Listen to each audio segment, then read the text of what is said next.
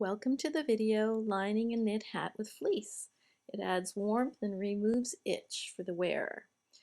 For your materials, you need a fleece hat that fits nicely inside of the knit hat you want to line, a 24-inch length of yarn from the hat, yarn not thread, a very sharp darning needle, scissors, and a few straight pins. First thing I'd like you to do is invert the fleece cap and trim off any tags. Don't cut the hat, just the tags.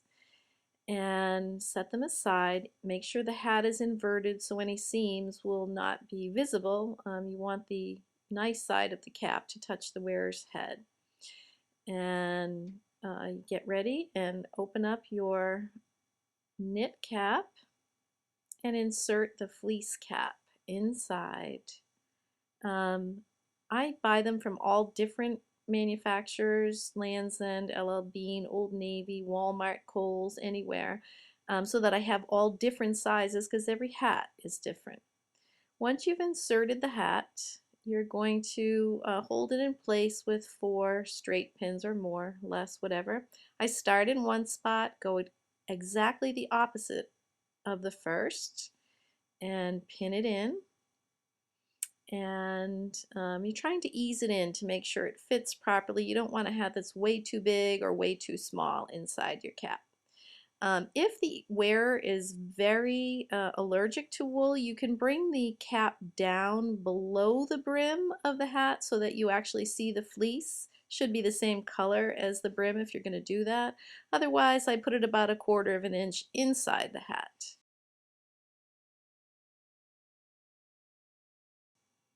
Once you have all your pins in the hat brim, you are going to just kind of pick it up and make sure everything is eased in nicely. And you're also going to make sure that, again, that the hat fits properly. You're going to thread your length of yarn onto the sharp darning needle. The needle needs to pierce the fleece, so it must be very sharp. And you're going to go ahead, and I start on the outside of the hat, and I like to leave a tail so that I can weave that in later. Go on the outside, bring the needle right through. It's okay if it's hanging on the outside. Pull it through, and I like to leave or work an anchor stitch so that the yarn won't pull out once you start to sew. You are going to catch the back of the stitches of the hat. You do not want this yarn going out to the front of the hat. And same thing with the fleece. You're going to get just the back piece of the fleece. There's usually a hem. You want the back side, not the front side.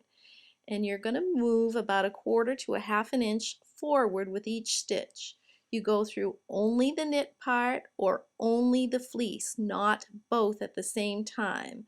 So you're kind of weaving, fleece only, move forward about 1/2 an inch, grab the back of a couple of the stitches of the knit hat, move forward, grab a couple of, move forward 1/2 an inch, grab the fleece, and stop every 3 or 4 inches and make sure your work stretches. The worst thing you can do is make this piece of sewing too tight, and you're going to lose the stretch of the hat and the fleece. So again, you're going to work this all the way around, moving forward 1/4 to 1/2 an inch. It's almost more like a running basting stitch. Never grab the fleece and the knit in the same stitch. Move forward, okay, and you're going to work your way all the way around the hat in this fashion. It's again more like a running stitch or a basting stitch. I'm not a seamstress, so I apologize. Most important is keep stretching to make sure you haven't made the hat too tight. And as you come around to the end, again, give it one last stretch to be certain. And then you're going to do the same thing at the end as you did at the beginning. You're going to take an anchor stitch so that it doesn't come undone. I just kind of sew it in place a couple of times on the knit portion. And you're going to work the needle back into the knit part of the hat, and you're going to send it right back out through the front of the work. Anything that comes out of the front of the work, I know I've already secured. So again, one more anchor and back out through the front and give it a quick trim. When you're making videos, take note of the fact that you want to be camera ready, as my dog says. Anyway, now you want to secure the tip of this hat, the fleece hat, to the tip of the knit hat. It's not a must, but it's kind of nice so that it doesn't pull out when the wearer takes the hat off. And again, you're just going to go through the tip of the hat, both hats this time. You're allowed to go through both layers. One or two times. It doesn't need to be a big production, just enough to secure it. If the fleece hat is shorter than the knit hat, you need to make sure you leave a string between them. If there's an inch of difference, make sure you leave an inch between the fleece cap and the knit cap. And give it a tug so that they fall naturally, because you don't want the top of the hat to scrunch down to meet the top of the fleece. In this case, it fits pretty nicely. And again, secure it, run the needle back through the knit part, and you can take as many stitches as you like doing this. Again, 2 or 3 times should keep the hat pretty secure, and the brim of course will already be quite secure.